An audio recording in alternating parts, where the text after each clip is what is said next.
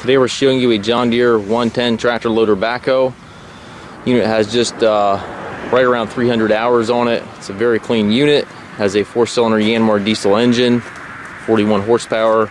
It's 4-wheel drive, and again has a loader, front grapple, and then also the rear backhoe with the hydraulic thumb. Again, very low hours. The engine is pre-emission, has none of the Tier 4 emissions, has the hydraulic hookup here to operate this grapple. It is a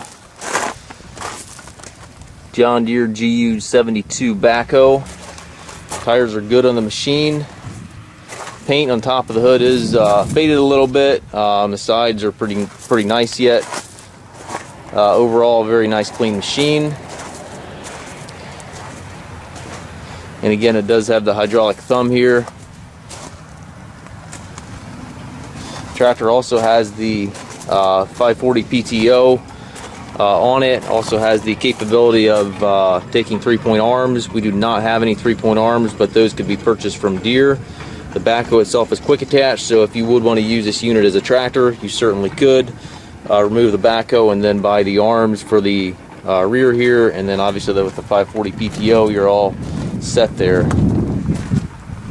Got a little bit of paint coming off the boom here, which is pretty normal. Up here you get a little paint flaking as well. Certainly not a new machine, but it is a nice machine yet. It does have the battery cover missing and the step missing here.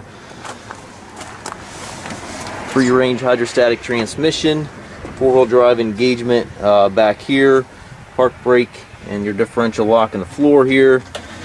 2 pedals for your hydrostatic transmission, and then the hydrostat can also be operated back here by moving this lever and this switch simultaneously.